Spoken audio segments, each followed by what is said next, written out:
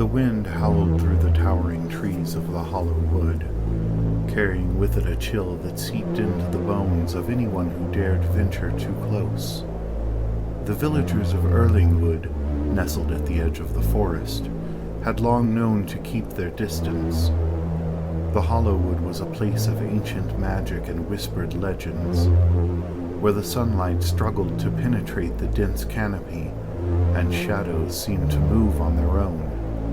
It was a place where fear took root in the hearts of even the bravest souls. But that winter, fear was not the only thing gnawing at the villagers. A terrible famine had gripped the land, withering crops in the fields and driving the wild game into the deepest parts of the forest. The villagers' larders, once filled with the bounties of harvest, were now nearly empty. Hunger gnawed at their bellies, and desperation began to creep into their minds.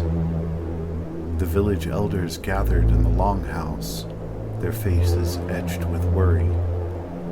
They were the keepers of the old ways, the ones who remembered the stories passed down through generations. Stories of the Witch of Hollowwood, an ancient crone who had lived in the forest longer than anyone could remember. She was both feared and revered, a figure of dark power who could grant boons or bring curses with the flick of her gnarled fingers. "We must do something," said Aldred, the eldest of the elders, his voice quavering with age. "Our people are starving. If we do not act, we will not survive the winter." "But what can we do?" asked Ephrata, a middle-aged woman with sharp features and a sharper tongue. "The land is barren, and the animals have fled, and the gods have turned their backs on us." "There is one option," said Aldred, his voice dropping to a whisper. "We could seek the aid of the witch."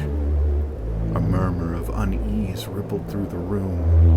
The Witch of the Hollowwood was a figure of terror, a being who could not be trusted. Yet in their desperation, the villagers found themselves considering the unthinkable. "What would she ask of us?" asked Osric, a burly man with a deep frown. "The witch does nothing without a price." Aldred hesitated before answering. "The old stories say the witch requires a sacrifice in exchange for her help. A life for a life, they say. If we offer her a young woman, pure of heart and body, she may grant us a bountiful harvest." Silence fell over the longhouse as the elders contemplated the gravity of the decision before them. The ideas of sacrificing one of their own was abhorrent, but the alternative was slow death by starvation. Finally, Ephrata spoke, her voice cold and calculating. "We must think of the greater good. If one life can save us all, then it is a sacrifice we must make." Aldred nodded solemnly. "Very well. We'll choose a girl by the end of the week and send her into the Hollow Wood. May the gods forgive us." Word of the elders' decision spread quickly through the village, carried on whispers and furtive glances. The villagers were horrified, but none dared to speak out against the elders' decree. They knew that to defy the elders was to court disaster, and so they kept their heads down and prayed that they would not be the ones chosen.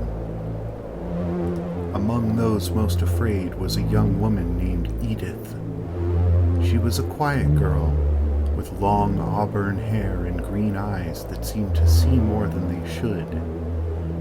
Edith had always been different, with a gift for sensing things others could not. Shadows in the woods, the whisper on the wind, the faintest tremor in the earth. There was one thing that set her apart even more, a haunting melody she would sing often, or hum to herself, a song her mother had taught her when she was just a child. The tune was both eerie and beautiful, filled with a deep, sorrowful longing that resonated with the mysteries of the hollow wood. The other villagers had long regarded her with a mix of suspicion and awe, and now, with the specter of the sacrifice looming over them, their eyes began to turn towards her. Edith lived with her father, a widower named Harold, in a small cottage on the outskirts of the village. Harold was a kind man, but age and grief had taken their toll on him. He was no longer the strong, capable hunter he had once been. Edith had taken on the burden of caring for him, but the weight of it grew heavier with each passing day. When Edith heard the news, her heart filled with dread. She knew deep down that she would be the one chosen. She could feel it in the air, in the way the villagers avoided her gaze, in the way they whispered behind her back. She had always been an outsider, and now she would be sacrificed for the good of the village. The day of the selection arrived, and the villagers gathered in the square, their faces grim and pale. The elders stood at the front, their expressions hard and unyielding. Aldred held a small wooden box, and inside were slips of parchment with the names of all the eligible young women in the village. Edith stood among them, her heart pounding in her chest. Aldred reached into the box and pulled out a slip of parchment. He unfolded it slowly, the silence in the square thick and oppressive. Finally, he read the name aloud. Edith, daughter of Harold. A collective gasp went up from the crowd, followed by a heavy silence. Edith felt as if the ground had fallen away beneath her feet. She had known this would happen, but the reality of it was still a shock. Harold let out a strangled cry and tried to push through the crowd to reach his daughter, but the villagers held him back. Tears streamed down his weathered face as he pleaded with the elders, but his words fell on deaf ears. Edith, numb with shock, stepped forward. Her legs felt like lead, and her vision swam as she approached the elders. Aldred placed a hand on her shoulder, his touch as cold as the winter wind. "It is done," he said, his voice heavy with finality. "You will be taken to the edge of the hollow wood at dawn. The witch will find you there." That night, Edith lay awake in her bed, staring at the ceiling. The weight of her fate pressed down on her like a suffocating shroud, and she struggled to breathe. Her thoughts were a whirlwind of fear and despair, but beneath it all, a flicker of defiance began to burn. She would not go to the witch quietly. She would not be a passive victim, led to the slaughter like a lamb. If she was to face the witch, she would do so on her own terms. As the light of dawn crept through the window, Edith made her decision. She dressed in her warmest clothes and packed a small satchel with what little food she had left. Then, with one last glance at her sleeping father, she slipped out of the cottage and made her way to the edge of the hollow wood. The villagers were already gathering there, their faces ashen in the pale light. The elders stood at the front, their expressions unreadable. When they saw Edith approach, a murmur of surprise rippled through the crowd. "I am ready," Edith said, her tone steady despite the fear gnawing at her insides. Aldred nodded and gestured for her to step forward. The villagers parted to let her pass, their eyes filled with pity and fear. Edith ignored them, her gaze fixed on the dark line of the trees ahead. The hollow wood loomed before her, its tangled branches forming a canopy so thick that it blocked out the morning sun. The air was thick with the scent of damp earth, and decaying leaves, and the sound of rustling foliage echoed around her. Without a word, Edith stepped into the forest. The shadows swallowed her whole, and the world of the village disappeared behind her. The hollow wood was a place of darkness and silence, where time seemed to stand still. The trees towered above Edith, their twisted trunks covered in moss and lichen. The ground was uneven, strewn with fallen branches and tangled roots that threatened to trip her with every step. The air was thick and oppressive, and the silence was broken only by the occasional rustle of leaves or the distant hoot of an owl. Edith walked for what felt like hours, her fear growing with every step. She had no idea where she was going or what she would find, but she knew that the witch was out there somewhere in the depths of the forest, waiting for her. As the sun began to set, casting long shadows across the forest floor, Edith stumbled upon a clearing. In the center of the clearing stood a small, crumbling stone cottage, its walls covered in ivy and its roof sagging with age. Smoke curled from the chimney, and the faint glow of a fire flickering through the cracked windows. Edith's heart pounded in her chest as she approached the cottage. This had to be the witch's dwelling. She hesitated at the door, her hand hovering over the rough wood. Fear and doubt gnawed at her, but she forced herself to push the door open and step inside. The interior of the cottage was dimly lit, the only light coming from a fire burning in the hearth. The air was thick with the scent of herbs and something else, something sharp and metallic that made Edith's nose wrinkle. The walls were lined with shelves filled with jars of strange, undefinable substances, and a large cauldron bubbled over the fire. In the center of the room stood the witch. She was an ancient crone, her back hunched with age, her skin wrinkled and leathery. Her hair was a tangled mass of gray, and her eyes were deep set and black as coal. She wore a tattered robe, and her gnarled fingers clutched a twisted wooden staff. As Edith stepped into the room, the witch slowly turned to face her, her eyes gleaming with a malevolent intelligence that sent a shiver down the young woman's spine. "So," the witch rasped, her voice like crackling dry leaves, "the villagers have sent me another offering. They never learn, do they?" Edith swallowed hard, fighting to keep her fear in check. "I came here on my own," she said, her voice trembling despite her best efforts to stay calm. I wasn't going to let them just send me to my death. If you're going to kill me, then at least look me in the eye when you do it."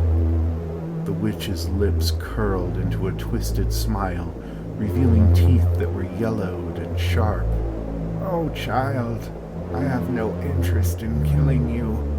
The villagers may think that I crave blood, but what they don't understand is the true nature of my power."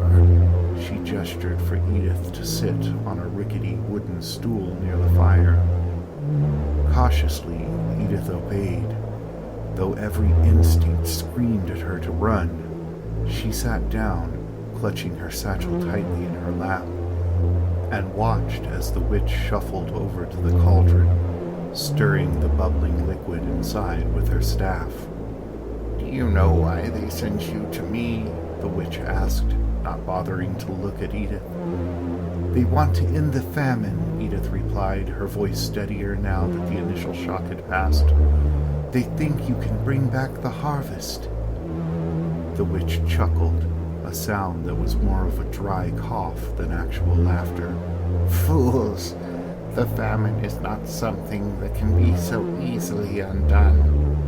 There are forces at work here far beyond their understanding.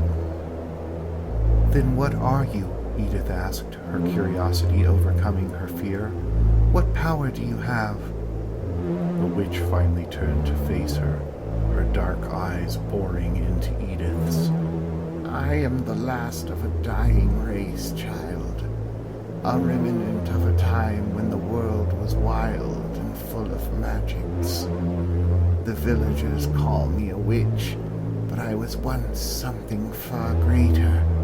A guardian, a protector of this forest. But that was long ago, before your ancestors betrayed me. What do you mean? Edith asked, frowning. Betrayed you?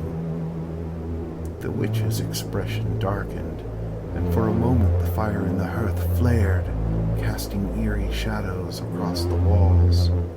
Your ancestors were once allies of my kind. We kept the forest healthy, ensured that the land prospered, and in return they offered us their respect and devotion. But greed and fear poisoned their hearts. They turned on us, bound me to this place with dark magic, and condemned me to an eternity of suffering. Edith listened in stunned silence. She had heard tales of the old gods and spirits that once roamed the land, but she had never imagined that one such being could still exist, much less that the Witch of Hollowwood was one of them. Why did they do it? Edith asked, her voice barely above a whisper. Power, the witch spat, her eyes blazing with anger. They wanted control over the land, to bend it to their will. They feared our power, and so they sought to destroy us. But they could not kill me, so they cursed me instead. They twisted my magic, bound me to this place, and made me into the monster they feared. Edith felt a pang of sympathy for the witch, despite her fear. And now they send you sacrifices, thinking it will appease you. The witch's anger seemed to cool, and she sighed, her shoulders slumping with the weight of her memories. Yes, they believe that if they give me a life, I will grant them what they seek. But it is all in vain. The curse that binds me also binds this land. The famine will not end until the curse is broken. Edith felt a chill run down her spine. And how can the curse be broken? The witch's gaze softened as she looked at Edith, and for the first time, there was a hint of something almost like pity in her eyes.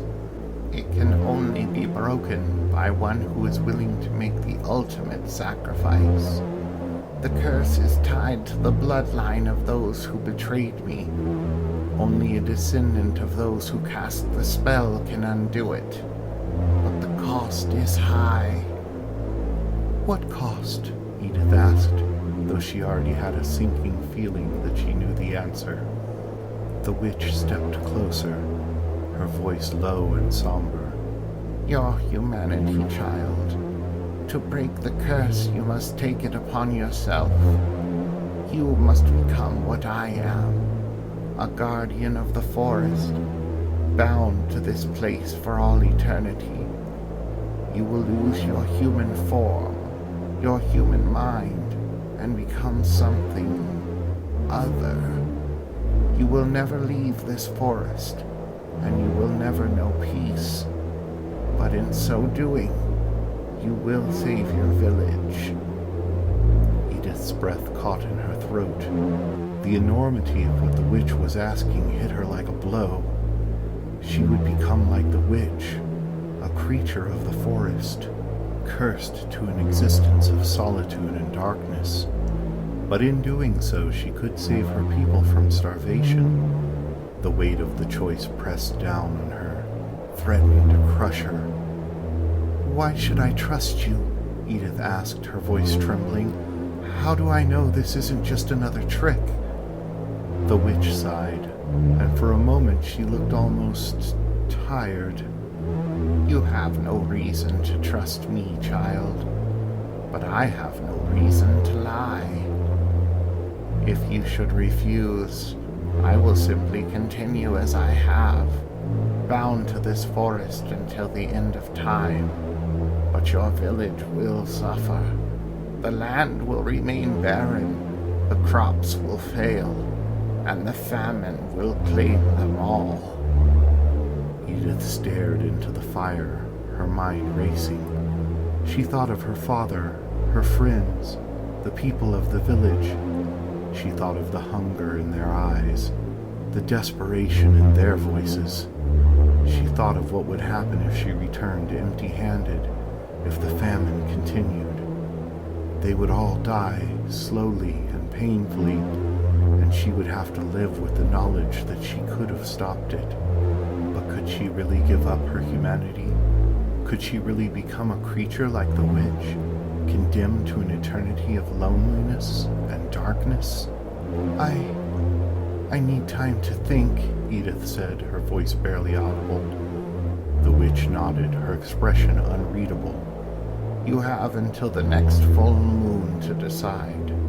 After that, the choice will be taken from you. With that, the witch turned and shuffled back to the cauldron, leaving Edith to sit in silence, the weight of the decision heavy on her shoulders. For the next few days, Edith wandered the forest lost in thought. The hollow wood was a place of shadows and secrets, but as she spent more time there, she began to see the beauty beneath the darkness. She saw the way the light filtered through the trees in the early morning, casting dappled patterns on the forest floor. She heard the songs of the birds hidden among the branches, and the rustle of leaves in the wind. She even caught glimpses of animals, deer, foxes, and rabbits, watching her from the underbrush. But the beauty of the forest only made her decision more difficult. The more she saw, the more she realized what she would be giving up if she chose to stay. She would lose her humanity, her family, her life as she knew it. She would become something else, something ancient and powerful, but also something lonely and feared. On the day of the full moon, Edith found herself standing at the edge of a small, still pond deep within the forest. The water was dark and reflective like a mirror, and as she stared into it, she saw her own reflection staring back at her. But as she watched, the reflection began to change. Her features became sharper, more angular, and her eyes turned black as coal. Her skin grew pale and translucent like the witch's, and her hair became a tangled mass of gray. Edith gasped and stumbled back, the image in the water fading as she did. She clutched her head, trying to clear the vision from her mind, but the image remained burned into her thoughts. "I can't do this," she whispered to herself. "I can't." But even as she said the words, she knew they were a lie. She could do it. She had to do it. The lives of her people depended on it. With a heavy heart, Edith turned away from the pool and began to make her way back to the witch's cottage. The sun was setting, casting long shadows across the forest floor, and the full moon was already beginning to rise in the sky, its pale light filtering through the trees. When she reached the clearing, the witch was waiting for her, standing by the door of her cottage. The old crone's expression was unreadable as she watched Edith approach, but there was a hint of something. Was it approval in her dark eyes? "You have made your decision, then?" the witch said, her voice low and solemn. Edith nodded, her heart pounding in her chest. "Yes, I'll do it. I'll break the curse." The witch studied her for a moment, then nodded.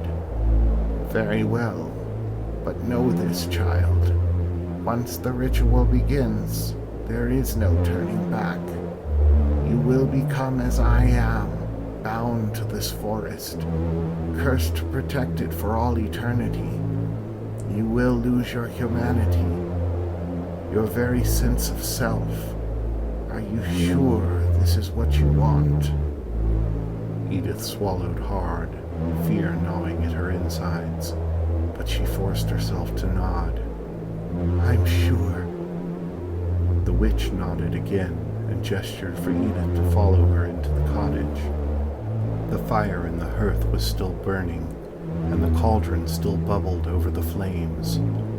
The witch moved to one of the shelves and began to gather various jars and vials, setting them on the table in the center of the room. Sit, the witch commanded, and Edith obediently sat at the stool by the fire. The witch began to mix the contents of the jars into a small wooden bowl, muttering incantations under her breath. The mixture glowed faintly, a sickly green light that made Edith's skin crawl. When the witch was finished, she handed the bowl to Edith. "Drink," the witch said, her voice brooking no argument.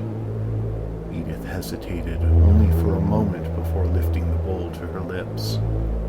The liquid was thick and bitter, and it burned as it went down her throat. She gagged, but she forced herself to swallow every drop. As soon as she finished, a wave of dizziness washed over her. The room began to spin, and her vision blurred. She felt her body growing heavy, as if she were being pulled down into the earth. She tried to speak, to ask the witch what was happening, but her tongue felt thick and unresponsive.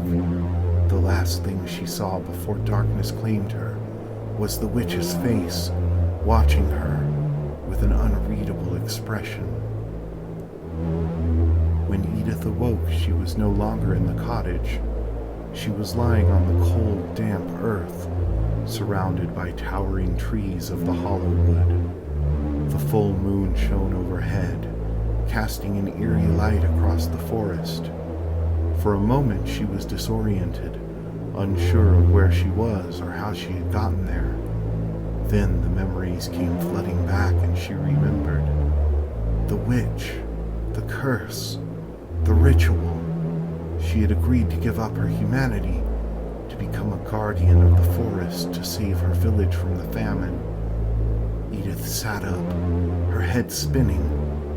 She felt different, lighter, but also more grounded, as if she were connected to the very earth beneath her feet. She looked down at her hands and gasped. They were no longer the hands of a young woman. They were pale and translucent. The skin stretched tight over sharp, angular bones. Her nails were long and black like claws. She scrambled to her feet and stumbled to the edge of the pond, her heart pounding in her chest. When she looked into the water, she barely recognized the face staring back at her. It was her, but not her. Her features were sharper, more angular, and her eyes were black as coal. Her hair was a tangled mass of gray, and her skin was pale and ghostly. Edith stared at the reflection, the full weight of what she had done crashing down on her. She'd given up her humanity, her life, everything she had ever known. And for what? To save a village that had never truly accepted her? To become a creature of the forest, feared by all? A soft rustling behind her made her turn, and she saw the witch standing at the edge of the clearing, watching her with those dark, inscrutable eyes. "Welcome, sister," the witch said, her voice soft but full of ancient sadness. "You are one of us now." Edith wanted to scream, to run, to do anything to escape the reality of what she had become, but she knew it was too late. The choice had been made, and there was no going back. The witch approached her, placing a gnarled hand on Edith's shoulder. "You have done a great thing, child. You have saved your people, and for that they will be grateful. But they will also fear you. as they fear me. It is the way of things. Edith stared down at her reflection in the pond once more, feeling a deep, hollow emptiness where her heart used to be. She had saved her village. Was this truly the only way? The witch seemed to sense her despair and sighed. The curse is broken, but the burden is now yours to bear. You are bound to this forest, to protect it and nurture it as I have done. You will come to understand in time, as I did. This is your home now. Edith turned away from the pond, her eyes wet with tears that no longer felt quite human. She looked at the witch, her expression a mix of sorrow and resignation. "Will I ever find peace?" she asked, her voice barely above a whisper. The witch's gaze softened, and for the first time there was a hint of compassion in her dark eyes. Perhaps, in time. But peace is not always what we think it is. You will find your own way, just as I did. Edith nodded, though her heart still ached with the weight of what she had lost.